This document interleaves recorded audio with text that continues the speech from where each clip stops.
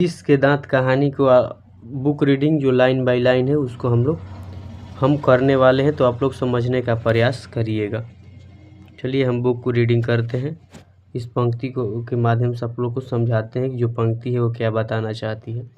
नलिन बेचन शर्मा जी की एक 20 के दांत कहानी। सेन साहब की नई मोटर कार बंगले के सामने बरसाती में खड़ी है। इस 20 के दांत कहानी में जो सेन साहब की मोटर कार है, यानी मोटर कार मतलब जो उनकी गाड़ी है, वो बंगले के सामने बरसाती में खड़ी है। बरसाती मतलब क्या होता है? पोर्टिको होता है, जो गाड़ी खड़ा करने की जगह होता है। काली चमकती हुई स्टीमल इंड जैसे कोयल घोंसले में कि कब उड़ जाए, मतलब वो ऐसी मोटर कार है, काली चमकती हुई है, जो स्टीमल है,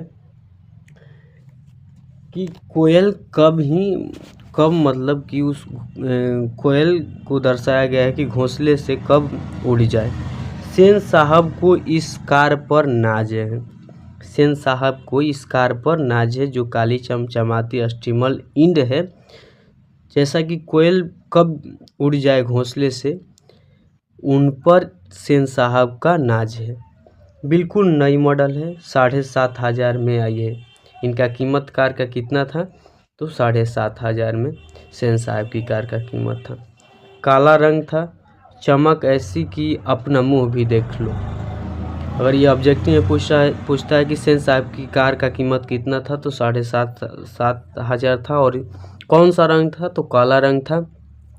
ये आप लोग याद रखिएगा। कहीं पर एक धावा दिख जाए तो क्लीनर और शोफर की सामत ही समझो। उस कार पर अगर कहीं धावा यानी दाग भी दिख जाए तो क्लीनर, शोफर मतलब ड्राइवर और क्लीनर था, उन पर बहुत सारा फटकार सुनने को मिलता था। वो सबसे ज़्यादा वो ड्राइवर को बोलते थे कि ये कैसे दाग हो गया, ये सब के बारे में वो बहुत सारे बात वो बोलते थे ड्राइवर को। मतलब उसके सामत मतलब उसके बोलते बहुत थे उन लोग को कि कैसे दाग हो गया। मेम साहब की सख्त ताकीद है कि खोखा खोखी गाड़ी के पास फटकना न पाए। सेन साहब की ये सख्त माना था कि अगर कोई गाड़ी के अगल बगल भी आना नहीं चाहिए, कुछ भी फटकारा की आवाज़ उस गाड़ी के पास न आना चाहिए। ये बात अपने ड्राइवर और शोफर से कह चुके थे। वो माना भी कर चुके थे कि कोई भी गाड़ी के आसपास नहीं आना चाहिए, अगर आ जाएगा तो आपका कोई खैर नहीं रहेगा। लड़कियां तो पांचों बड़ी सुशील है। सेन साहब की कितनी लड़कियां थी? 5 लड़कियां थी। पांचों 5 ठहरी और 100 भी लड़कियां तहजीब और तमीज की तो जीती जागती मूरत ही हैं। और उस लड़की के सामने अगर 100 लड़की खड़ा कर दिया जाए और उसके बगल में 5 लड़कियां, वो सेन साहब की पांचों लड़कियां हैं, तो बात विचार में उनकी बहुत जीती जागती उदाहरण देती थी। वो बहुत सीधी सादी लड़कियां थी, पांचों की 5 सेन साहब की।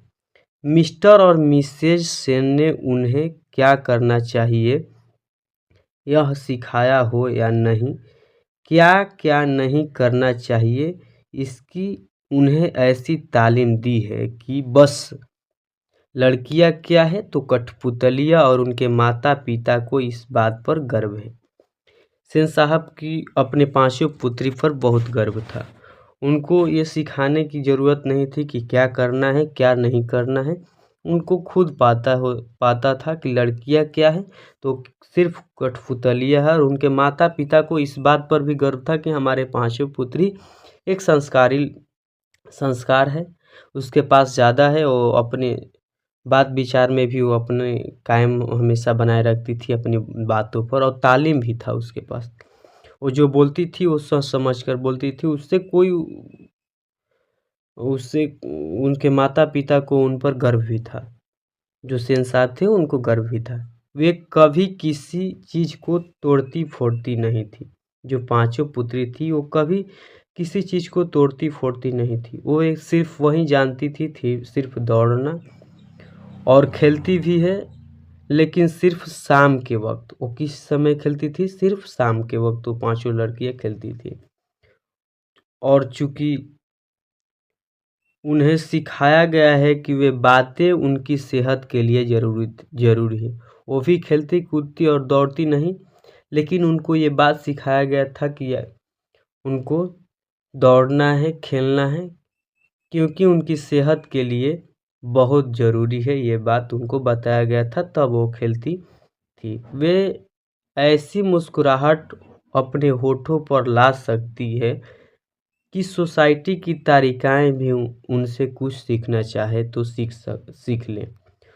वो पांचों लड़की ऐसी थी कि अगर वो ऐसी मुस्कुराहट अपने होठों पर ला सकती थी कि अगर सोसाइटी के कोई भी व्यक्ति उनसे कुछ सीखना चाहता है तो वो कुछ न कुछ उनसे ज़रूर सीख ले।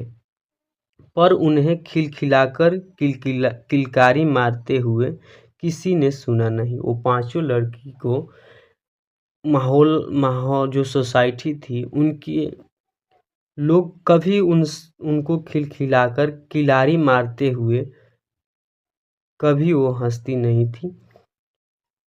सेन परिवार के मुलाकाती रक्षक के साथ अपनी शरारती बच्चों से खींचकर कहते हैं। जो सेन साहब के परिवार है वो अपने बच्चों से नाराज होकर वो अपने बताते हैं, शरारती बच्चों से खींचकर ये बात बताते हैं कि अगर तुम लोग हो और मिसेज सेन की लड़कियां हैं। ये बात सेन परिवार के मुलाकाती रस्म के साथ ये बात अपने बच्चों को शरारती बच्चों को सिखाते हैं कि एक तुम लोग हो और मिसेस सेन की लड़कियां है। अब ये फूल का गमला तोड़ने के लिए बना है। ये बात मिसेस सेन अपने जो सेन परिवार के लोग हैं ये बात बताते हैं अपने शरारती बच्चों के कि ये गमला का फूल तोड़ने के लिए नहीं बना है।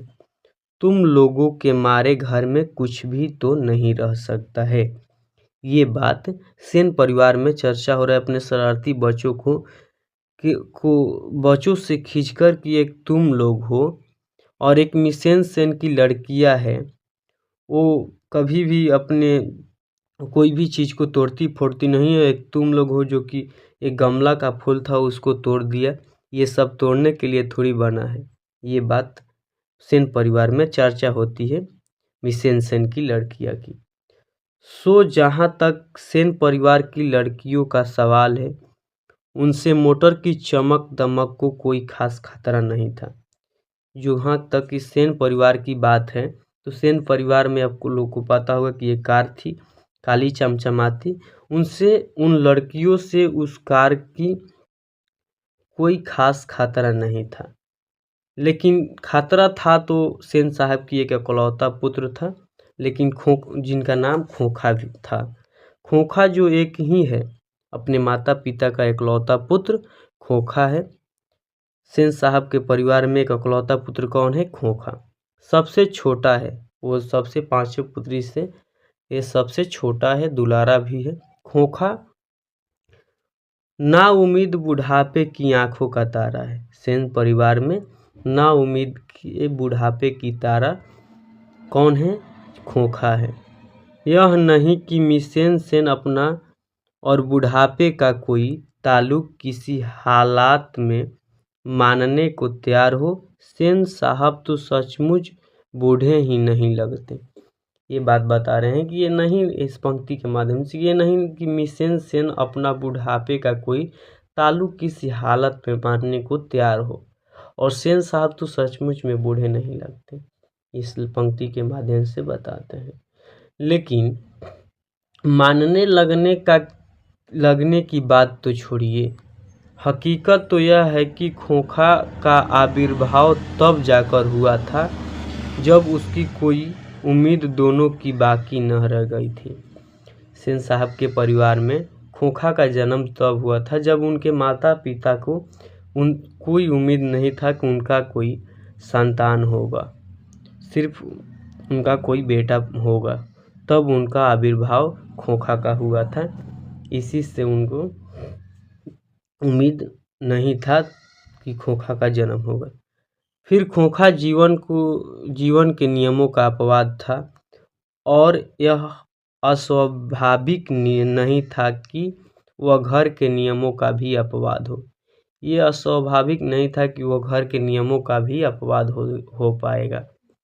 इस तरह मोटर को कोई खतरा हो सकता था तो खोखा से। इस तरह इस पंक्ति के माध्यम से बताया जा रहा है सेन साहब के परिवार में कि अगर सेन साहब के परिवार में अगर कार का खतरा है तो सिर्फ किससे है, तो खोखा से है। ये बात इस पंक्ति के माध्यम से बताया जा रहा है। बात ऐसी थी कि सीमा, रजनी, आलो, शेफाली, आरती पांचों हुई तो उनके लिए घर में अलग नियम था। जब पांचों पुत्री का जन्म हुआ था, जिनका नाम सीमा, रजनी, आलो, शेफाली, आरती, अगर घर में उन लोगों का जन्म हुआ था तो उनके लिए एक अलग नियम था। दूसरी तरह की शिक्षा भी थी और खोखा के लिए एक अलग तरह की शिक्षा थी और अलग तरह की घर में नियम भी थी।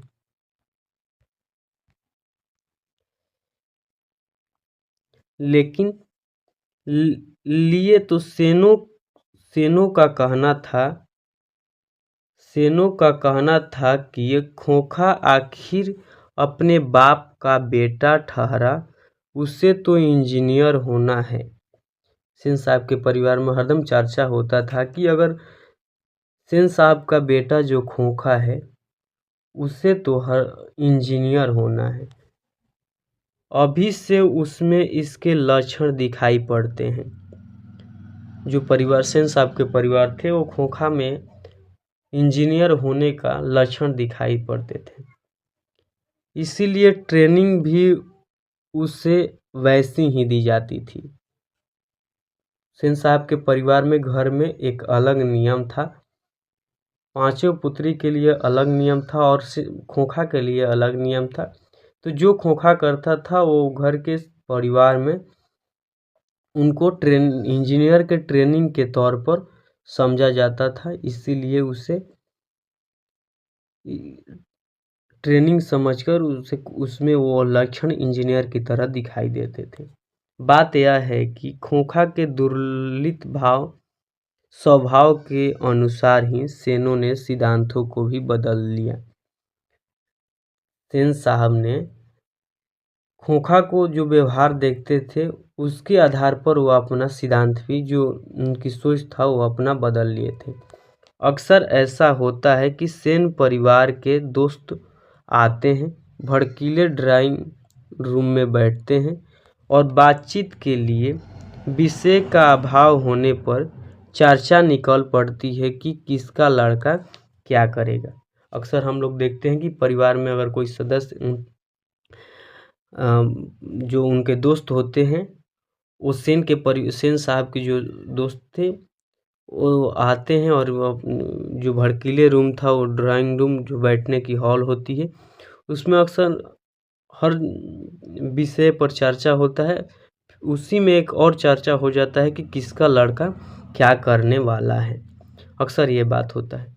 तब सेन साहब खड़े मौलिकता और दूरदर्शिता के साथ फरमाते हैं कि वह तो अपने लड़के को अपनी ढंग से ट्रेंड करेंगे। क्या करेंगे? आजकल की पढ़ाई लिखाई तो फिजूल है। ये बात सेन साहब कहते हैं। वह तो उसे अपनी तरह बिजनेसमैन या इंजीनियर बनाना चाहते हैं। सेन साहब जो रिश्तेदार आए थे उनसे ये बात बताते हैं कि हम तो आजकल की पढ़ाई तो फिजूल है, अब अपनी तरह हम तो अपने बच्चों को अपनी तरह बिजनेसमैन या इंजीनियर बनाना चाहते हैं। अब देखिए ना, सेन साहब कहते हैं खोखा 5 साल का तो हो रहा है। लोग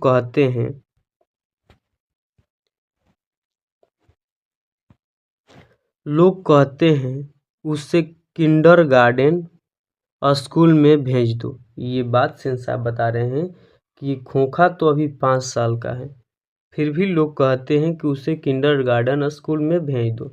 लेकिन मैंने अभी तक यही इंतज़ाम किया है कि कारखाने का पढ़ाई मिस्त्री 2-1 घंटे के लिए आकर उसके साथ कुछ ठीक-पीट किया करे। उससे बच्चों की उँगलियाँ अभी से औजार से वाकिफ़ हो जाएगी। हिंदुस्तानी लोग यही नहीं समझते। ये बात सेन साहब बताते हैं कि पढ़ाई लिखाई तो सिर्फ फाजुल की बातें हैं। अभी तो खोखा मेरा 5 साल का है। लोग बोलते हैं कि उसे किंडरगार्टन स्कूल में डाल दो। मैंने उसके लिए यहीं अपने घर पर ही इंतज़ाम किया हूँ। जो कारखाने के मिस्त्री है वो 1-2 घंटे आकर कुछ सिखाएँ खो-खो को ठोक-ठाक पीट कर लोहा होता है उसे ठीक पीट कर उसे बचाएँ और उससे अंगुली भी औजार की वाकिफ़ मतलब जानकारी होगा खोखा को। ये बात हिंदुस्तान के लोग नहीं समझ पाते हैं। ये बात सेन साहब अपने आए हुए रिश्तेदारों को समझाते हैं। एक दिन का वाक़या है कि ड्राइंग रूम में सेन साहब के कुछ दोस्त बैठे गपशप कर रहे थे। जो ड्राइंग रूम है उनमें सेन साहब के जो दोस्त थे वो गपशप कर रहे थे। उनमें एक साहब साधारण हैसियत के अखबारनवीस थे और सेनों के दूर के रिश्तेदार भी थे। जो रिश्तेदार आए हुए थे उसमें से एक दिन गपशप कर रहे थे। गपशप के दौरान उनमें से एक अखबारनवीस थे जो दूर के रिश्तेदार थे। अखबारनवीस मतलब पत्रकार होता है, पत्रकार भी थे। साथ में उनका लड़का भी था जो था खोखा से भी छोटा पर बड़ा समझदार और होनहार मालूम पड़ता था। जो पत्रकार महोदय आए थे उनके साथ उनका एक बेटा भी आया था जो होनहार और छोटा से भी खोखा था और होनहार और समझदार मालूम पड़ता था। किसी ने उसकी कोई हरकत देखकर उसकी कुछ तारीफ कर दी। जो पत्रकार महोदय आए थे उनका एक बेटा था जो किसी ने उनमें से जो रिश्तेदार आए थे उसका हरकत देख के उसका तारीफ कर दी। उन साहब से पूछा कि बच्चा स्कूल तो जाता ही होगा। इसके लिए पहले कि पत्रकार महोदय कुछ जवाब देते सेन साहब से शुरू किए। इसके पहले जो लोग उनके आए थे रिश्तेदार में वो पत्रकार महोदय के बेटे को तारीफ कर दी कि ये लड़का स्कूल तो सच में जाता ही होगा। उसके बाद अगर पत्रकार साहब कुछ कहना ही चाहते थे लेकिन सेन साहब शुरू कर दिए। मैं तो खोखा को इंजीनियर बनाने जा रहा हूँ। और वे ही बातें दोहराकर वे हटते नहीं थे। ये बात बार बार सेन साहब दोहराते थे कि मैं अपने खोखा को इंजीनियर बनाने जा रहा हूँ। ये बात हर बार दोहराते थे। पत्रकार महोदय चुप मुस्कुरा रहे थे। जो पत्रकार महोदय थे वो चुप मुस्कुरा रहे थे। जब उनसे फिर पूछा गया कि अपने बच्चों के विषय में उनकी क्या ख्याल है तब उन्होंने कहा, मैं चाहता हूँ कि वह जेंटिलमैन जरूर बने और जो कुछ बने उसका काम है उसे पूरी आज़ादी रहेगी। सेन साहब इस उत्तर को शिष्ट और प्रच्छन्न व्यंग पर ऐंठ कर रह गए। जो पत्रकार महोदय थे वो अपने बेटों के बताएं कि इसको जो मन है वो बन सकता है, इस पर कोई दबाव नहीं है, इसको जो करना है वो कर सकता है, उससे पूरी आज़ादी हमारे तरफ से रहेगा। इसी बात को ये उत्तर जब सुने तो सेन साहब ऐंठ कर रह गए। तभी बाहर सोफर गु- तभी बाहर शोरगुल सुनकर सेन साहब उठने लगे तो उनके मित्र ने भी जाने की इच्छा प्रकट की और उन्हें के साथ बाहर आया। तभी बाहर शोरगुल की आवाज़ आई। सेन साहब उठकर अपने मित्रों ने भी जाने की इच्छा प्रकट की और उन्हीं के साथ बाहर आ गए। सेन साहब के साथ उनका मित्र भी बाहर आ गया। बाहर सेन साहब का सोफर एक औरत से उलझ रहा था। सेन साहब और उनके दोस्त बाहर आए तो सेन साहब देखे कि मेरा ड्राइवर है जो एक औरत से उलझ रहा था। औरत के पास एक 5-6 साल का बच्चा खड़ा था। औरत के पास कितने साल के बच्चा खड़ा था? तो 5-6 साल के बच्चा खड़ा था, जिससे वह रोकने का कोशिश कर रही थी क्योंकि बच्चा बार बार सोफर की ओर झपटता था। जो औरत थी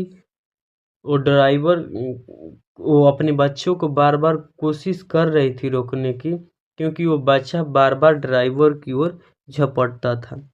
सेन साहब को देखकर और औरत सहम गई। जो औरत थी वो सेन साहब को देखकर वहीं पर सहम गई।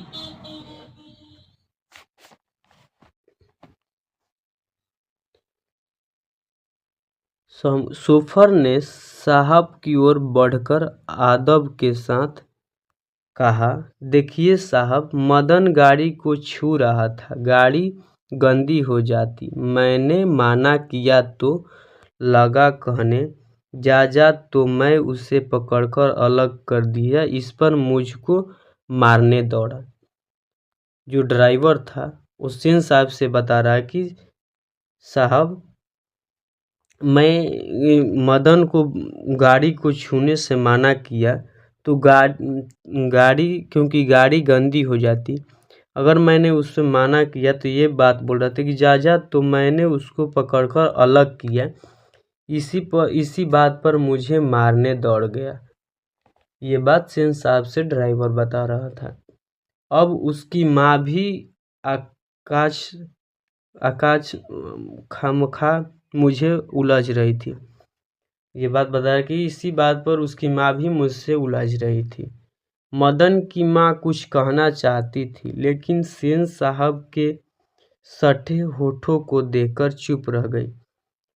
मदन की माँ भी कुछ कहना चाहती थी लेकिन सेन साहब की ओठ को देखकर, उसकी जो बॉडी पास्चर था उनको देखकर वो चुप रह गई, वो सहम गई। सेन साहब के बड़े संयंत्र पर कठोर स्वर में कहा, जो सेन साहब थे बड़े संयंत्र से कठोर स्वर में कहा, मदन की माँ, मदन को ले जाओ और देखना वह फिर ऐसी हरकत न करे। सेन साहब मदन की माँ से बोले कि मदन की माँ, मदन को ले जाओ, देखना फिर ऐसी हरकत न करे। तब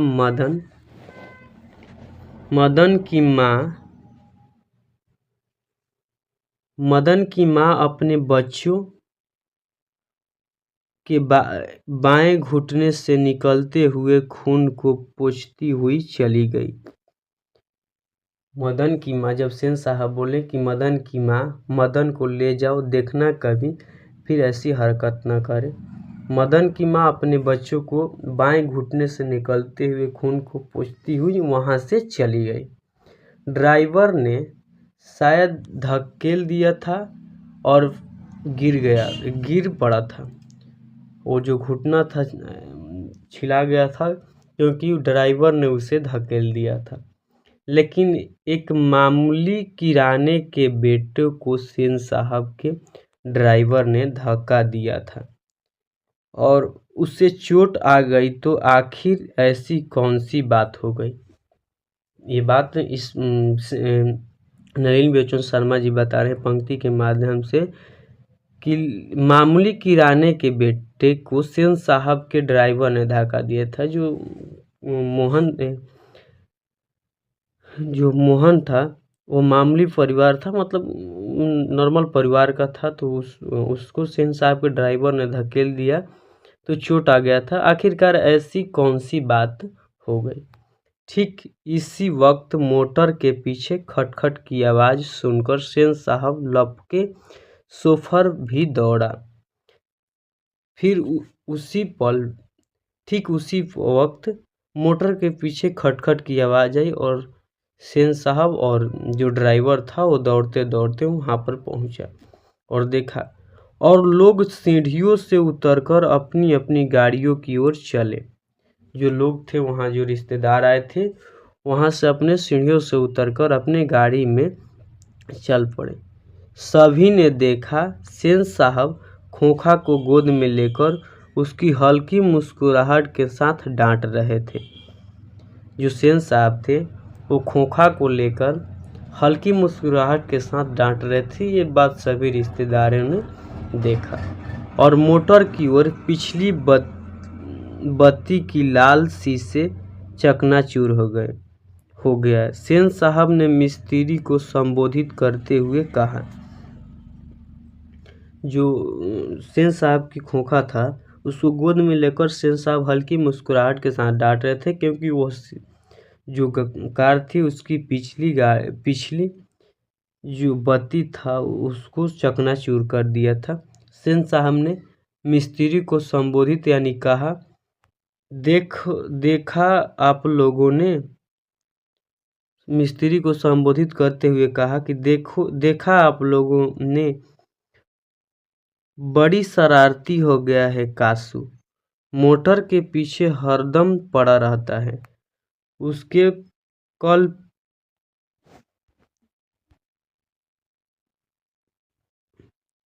देखा आप लोगों ने, बड़ा शरारती हो गया है कासू, मोटर के पीछे हरदम पड़ा रहता है। ये बात सेन साहब कह रहे हैं। उसके कल पुर्जी में इसको अभी से इतनी दिलचस्पी है कि क्या बताऊं। मतलब ये बात बता रहे हैं कि अभी से उसके पास इतना मतलब कि तजुर्बा, उसकी इतना रुचि है कि वो अपने इस मोटर कार को अभी से वो दिलचस्पी रखता है। शायद देखना चाहता था कि आखिर इस बत्ती के अंदर क्या है। ये बात बता रहे हैं कि वो तोड़ दिया था खोखा, जो कि देखना चाहता था कि जो अंदर बत्ती है उसके अंदर क्या है। सेन साहब खोखा को जमीन पर रखकर अपने दोस्तों के साथ उनकी कार की ओर चले। सेन साहब खोखा को रखकर जमीन पर अपने दोस्तों के साथ कार की ओर चले। उन्होंने अपने मित्रों की भोगिम देखी नहीं, देखते भी तो कुछ समझ पाते। इसमें शक ही था कि मिस्टर सिंह अपने कार के पास पहुँचे और सेन साहब का नमस्कार कर दरवाज़ा खोलने के लिए बढ़े और फिर रुक गए। जो मिस्टर सिंह थे वो अपने कार के पास पहुँचे और सेन साहब को नमस्कार करते हुए दरवाज़ा खोले और बढ़े, फिर रुक गए। उनकी निगाह अचानक ही अगले चक्के पर गई। उन्होंने नज़दीक जाकर देखा तो परेशानी की हालत खड़ी हो गई। जो मिस्टर सिंह थे वो अपने अगले चक्के पर जाकर देखें तो वो क्या हो गया था, तो परेशानी हालत हो गई थी। टायर बिल्कुल बैठ गया था, शायद पंक्चर हो गया था। सेन साहब भी आगे बढ़े आए और कुछ झिझकते हुए बोले, कहीं ऐसा तो नहीं कि कासू ने हवा निकाल दी। ये बात सेन साहब कह रहे हैं कि शायद ऐसा मिस्टर सेन से कि शायद हमें लगता है कि कासू ने इसका हवा निकाल दी। ड्राइवर जरा दूसरे चक्कों को भी देख लो और पंप ले आकर हवा भर दो। हवा भर दो। और हाँ, कुर्सी ले भी लेकर लगवा दो, कुर्सियाँ लगवा दो, तो तब तक हम यहाँ बैठते हैं। ये बात अपने ड्राइवर से बता रहे हैं कि देख लेना और यहाँ कुर्सी लेकर लगा दो, तब तक हम लोग यहाँ बैठते हैं और दोनों चाके पर हवा भर देना। पिछला जो अगला चाका है उसे भी पिछला चाका है उसे भी देख लेना। ड्राइवर ने एक कार का चक्कर लगाकर सूचना दी कि दूसरी ओर के पिछले चक्के की भी हवा निकल गई है। ड्राइवर ने चक्कर लगाकर देखा तो पिछली कार का भी पिछले चक्का का भी हवा निकाल दिया गया था। काम तो कासू बाबू का ही है, मालूम पड़ता है इधर ही खेल रहे थे, शोफर ने बताया और पंप लाने चला गया। ये जो शोफर था ये बात बताया कि ये काम तो कासू बाबू का ही है और वह पंप लेने चला गया।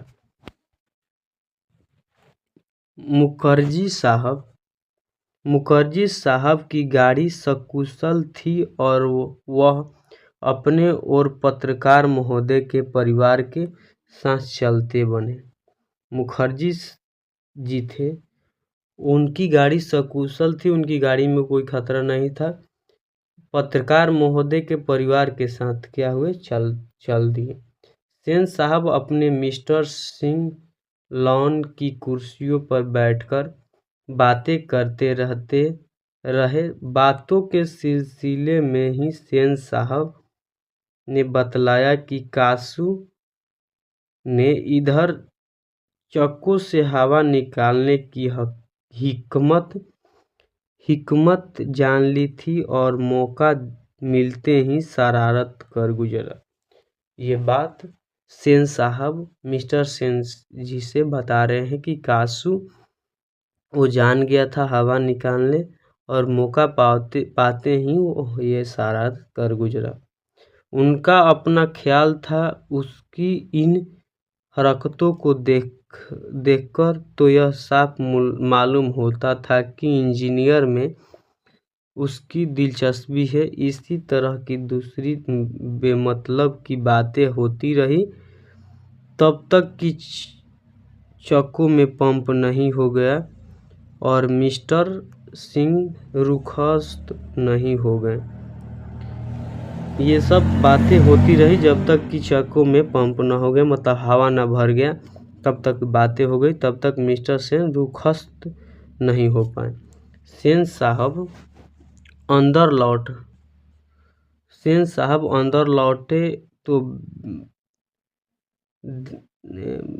बेयारा को मदन के पिता गिरधर को, जो उनकी फैक्ट्री में किरानी था और आहत एक कोने में आउट हाउस में रहता था, बुलाने का हुक्म दिया।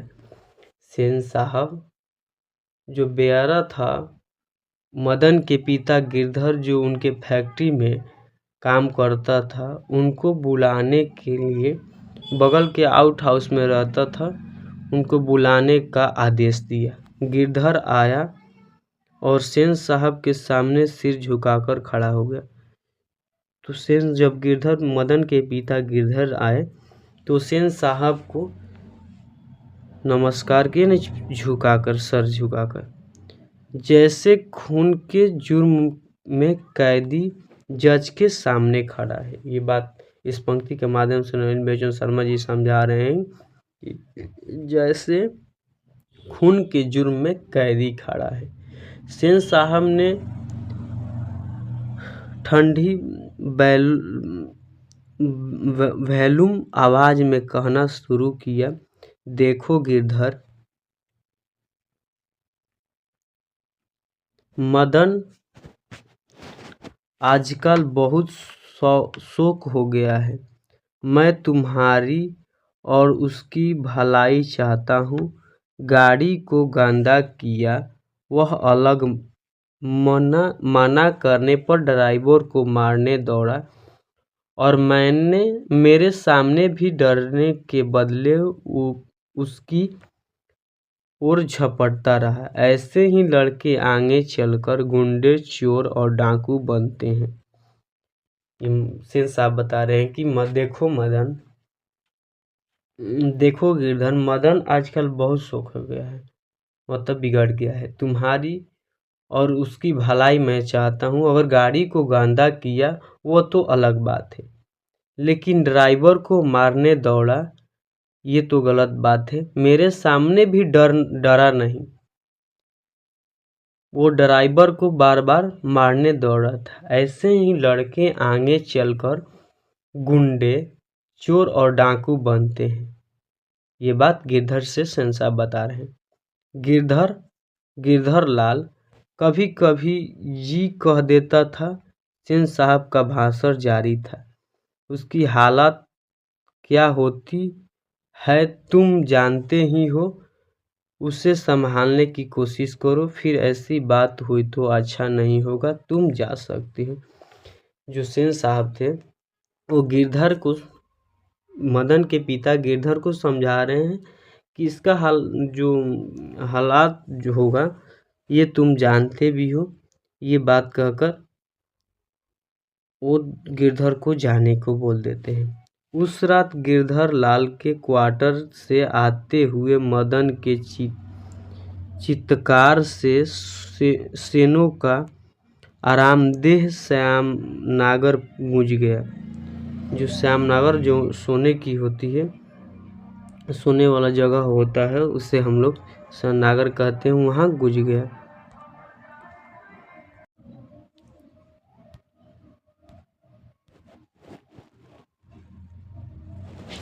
आराम में खलल पड़ने से कुछ झुंझलाकार पिता सेन ने धर्मपत्नी से बड़ी समझदारी की बात कही। गिरधर खुद समझदार आदमी है। उसकी बीबी ने ही लड़के को बिगाड़ दिया है। मदन की यही दावा है। मेरी तो तबीयत हुई थी कि खमबख्त की खाल उधेड़ लूं। गिरधर ने ऐसी ही कड़ी जारी रखी तो शायद ठीक हो जाएगा। Spare the rod and spoil the child. ये बात गिरधर को समझाते हुए सेन साहब बता रहे हैं। माता सेन की नींद उचट गई थी। उन्हें मदन की कातर चिल्लाहट से ज़्यादा अपने पति की बकबक पर खीझ आ रही थी, लेकिन उन्होंने भी अपनी खीझ मदन पर ही उतारी। कमबख्त कैसा कौवे की तरह चिल्ला रहा है, भीख मांगा कहीं की, खोखा की बर्बारी करता फिरता है, जो खोखा को बराबरी करता फिरता है। ये बात उनकी जो माता थी मदन की बता रही थी। मदन की आर्तरुदन रुक गया, मतलब बोलचाल उसका बंद हो गया। खैरियत थी कि उसकी सिसकिया सेनों के श्यामनागर तक नहीं पहुंचा। जो सेन साहब, जो मदन की माँ उसे डांट रही थी, उसे मार रही थी, तो जो सेन साहब की सोने की जगह थी वहाँ पर नहीं पहुंचा। मदन की जो बात है, जो उसकी माँ उसे मार रही थी। तो लेकिन दूसरे दिन तो बिल्कुल बेढब मामला हो गया। शाम के वक्त खेलता कूदता खोखा बंगले के हाथ की बगल वाली गली में जा निकला। वहाँ धूल में मदन पड़ोसियों के आवारागर्द छोकरों के साथ लट्टू नचा रहा था। खोखा ने देखा तो उसकी तबीयत मचल गई। जो बगल की गली थी उसमें जब देखा खोखा तो उसमें चला गया। जो वहाँ पर आवारागर्दी छोकरे मतलब लट्टू नचा रहे थे। खोखा ने देखा तो उसका तबीयत मतलब खेलने की वो भी प्रयास किया। हंस कौवे की जमात में शामिल होने के लिए ललक गया। ये नलिनी बेचन शर्मा जी बता रहे हैं कि जब देखा तो यही होता है कि हंस है वो कौवे की जमात में शामिल होने के लिए ललक गया, लेकिन आदत से लाचार उसने बड़े रौब के साथ मदन से कहा, हमको लट्टू दो, हम भी खेलेगा। वह आदत से लाचार वो बड़ी रौब के साथ मदन से कहा, हमको लट्टू दो, हम भी खेलेंगे। दूसरे लड़कों को कोई खास उजग नहीं थी। वे खोखा को अपनी जमात में ले लेने की फायदों को नज़रअंदाज नहीं कर सकते थे, पर उनके अपमानित प्रताड़ित लीडर मदन की यह बात कब मंजूर हो सकती थी। उसने छूटते ही जवाब दिया, अबे भाग जा यहाँ से, बड़ा आया है लट्टू खेलने। भी लट्टू तेरे है, जा जा अपने बाबा की मोटर पर बैठ। ये बात मदन खोखा से बता रहा कि तुम क्या लट्टू खेलेगा, तुम जाओ अपने बाबा की मोटर पर बैठ। कासू तैस में आ गया। जो कासू था मतलब खोखा का नाम क्या था, कासू तैस में आ गया। मतलब वह इसी उम्र में नौकर पर अपनी बहनों पर हाथ चला देता था। जो कासू था वह 5-6 साल का था, इसी उम्र में वह अपने नौकर पर मतलब जो नौकर आते थे अपनी बहनों पर हाथ चला देता था। और क्या मजाल कि उसे कोई कुछ कह दे। उसने आओ देखा ना ताव मदन को एक घूंसे रसीद कर दिया। मतलब वो आओ देखा ना ताव वह मदन को एक फट मार दिया। चोर गुंडे डाकू होने वाले मदन भी कम मानने वाला था। वह झट कासू पर टूट पड़ा। दूसरे लड़के जरा हटकर इस द्वंद युद्ध का मजा लेने लगे, लेकिन यह लड़ाई हड्डी और मांस की बगले के पीले और गली के कुत्ते की लड़ाई थी। नलिनी बेचन शर्मा जी समझाना चाहते हैं कि चोर और गुंडे डाकू होने वाला मदन कम मानने वाला था। वह झट से कासू पर टूट पड़ा और जो बगल के लड़के थे वो लोग इस युद्ध का मजा लेने लगे, लेकिन यह लड़ाई हड्डी और मांस की थी, जैसा कि बगल के पीले और गली के कुत्ते की लड़ाई थी।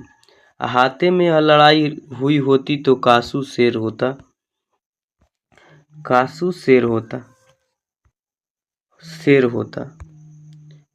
वहां से तो 1 मिनट बाद ही वह रोते हुए जान लेकर भाग निकला। वहां से अगर हाथे में लड़ाई हुई होती तो कासू क्या होता, शेर होता। लेकिन वहां से 1 मिनट के बाद ही कासू वहां से रोते हुए वहां से चल निकला। महल और झोपड़ी की लड़ाई में अक्सर महल वाले ही जीतते हैं, पर उसी हालत में जब दूसरे झोपड़ी वाले उनकी मदद अपने ही खिलाफ करते हैं। लेकिन बच्चों की इतनी अकल कहाँ, उन्होंने न तो अपने दुर्दमनीय लीडर की मदद की, न अपने माता पिता के मालिक के लाडले की ही। हाँ, लड़ाई खत्म हो जाने पर तुरंत ही सहमत हुए तितर बितर हो गए। जो लड़ाई हुआ था उसके बाद सब लोग अपने अपने घर चले गए।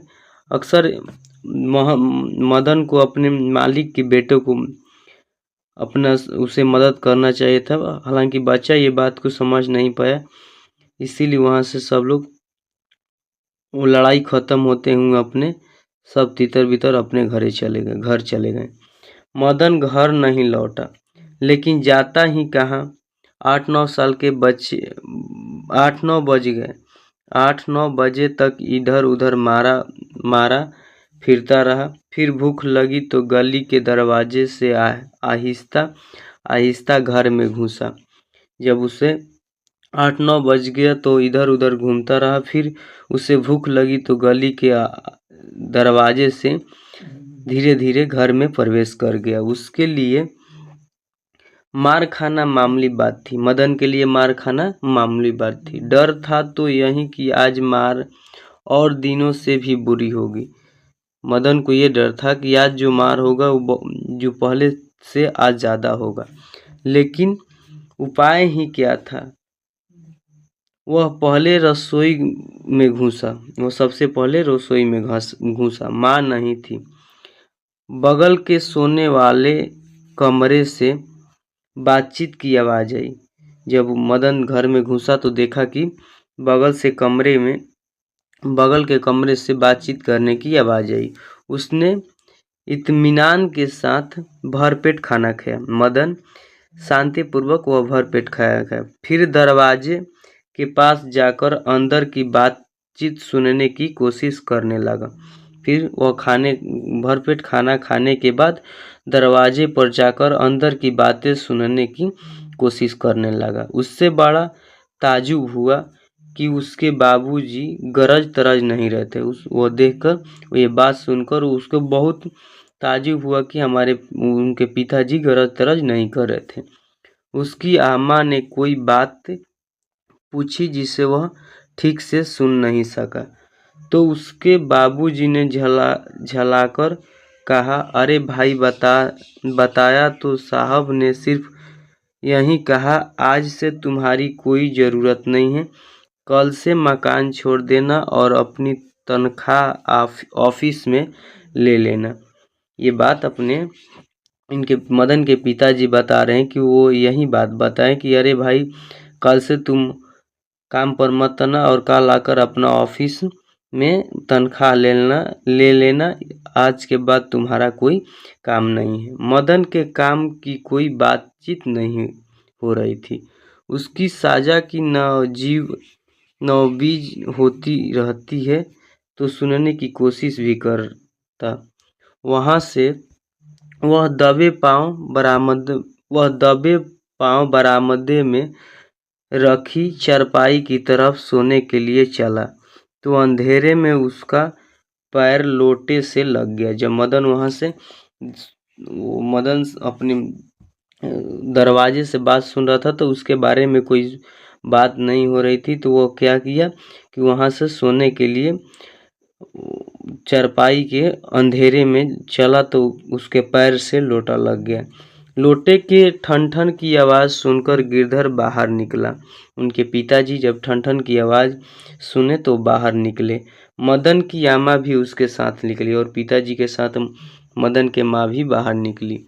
मदन चौंकर घूमा और मार खाने की तैयारी में छाती को अपने हाथों से बांधकर खड़ा हो गया। मदन वहां से चौंकर घूमा और मार खाने की तैयारी में छाती से अपने हाथों को बांधकर खड़ा हो गया। मदन अक्सर अपने माता पिता के हाथों पिटाता था। मदन अक्सर अपने माता पिता के हाथों से पिटाता ही था। बहुत पीटने पर रोता भी था, मगर बहादुरी के साथ। वो पिटाता भी था अपने माता पिता के साथ, मगर वो बहुत बहादुरी के साथ। गिरधर निस्सहाय निष्ठुरता के साथ मदन की ओर बढ़ा। मदन ने अपने दांत पीस लिया। गिरधर मदन के बिल्कुल पास आ गया। उनके पिताजी मदन के बिल्कुल पास आ गए कि अचानक वह ठिठक गया। अचानक क्या हुआ कि मदन अचानक ठिठक गया, मन हंस दिया। उसके चेहरे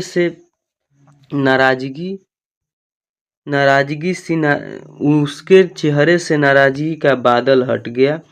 उसने लपटकर मदन के हाथों से उठा लिया। गिरधर के पिताजी वहां से दांत पीसते हुए मदन के पास पहुंचे। फिर वहां से वह अचानक हंस दिए।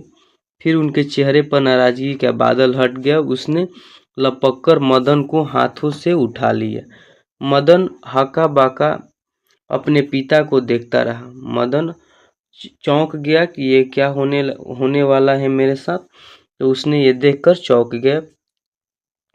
उसे याद नहीं उसके पिता ने कब उससे इस तरह प्यार किया था।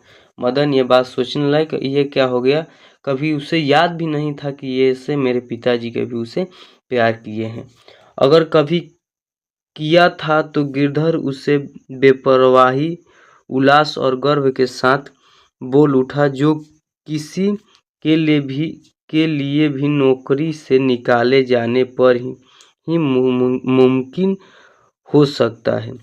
शाबाश बेटा, एक तेरा बाप है और तूने तो वे खोखा के दो दो दांत तोड़ डाले। हा हा हा हा। उनके पिताजी ये बात कहकर अपने बेटा से और खोखा के दो दो दांत तोड़ दिया, ये बात कहकर वो उनके पिताजी गिरधरलाल हंसने लगे। उम्मीद है आप लोग को समझ में आया होगा। अगले नेक्स्ट लेक्चर में हम लोग इनका क्वेश्चन आंसर करने वाले हैं। तो चलिए हम लोग मिलते हैं नेक्स्ट क्लास में, तब तक के लिए आप लोग को धन्यवाद।